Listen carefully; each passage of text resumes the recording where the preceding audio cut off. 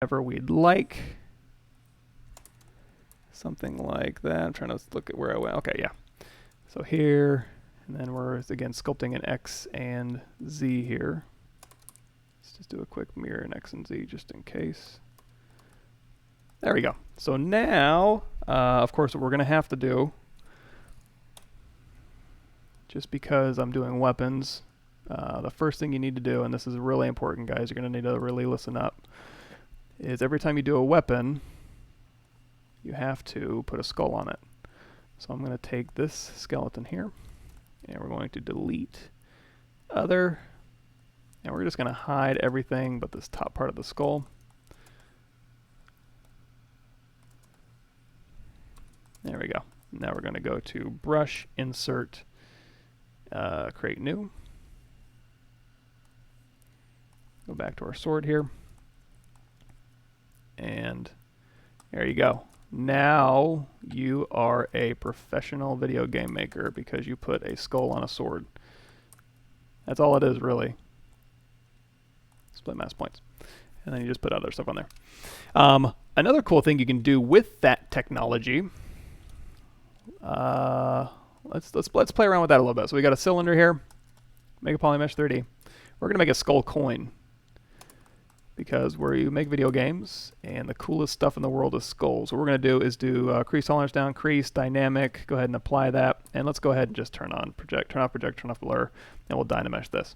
So let's say we want to put a skull in this coin. One way to do it is to make a insert mesh brush, which we already did. So we can go here, we have an insert mesh brush, and now we can just insert a skull here.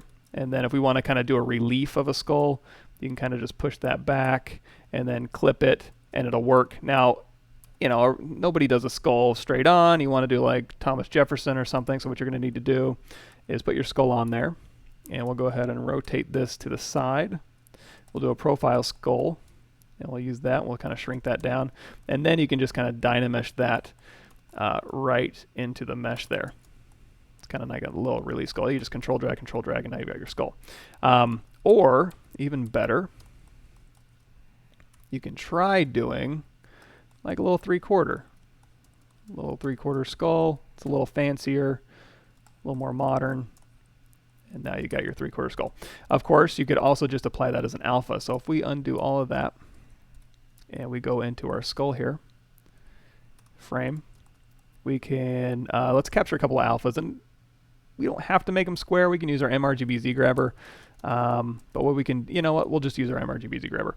So I got my skull here, go out of edit mode, and then we'll use our mRGB Z grabber, hold down shift, make it nice and square. So we'll capture that height information, and then we'll go back to our skull.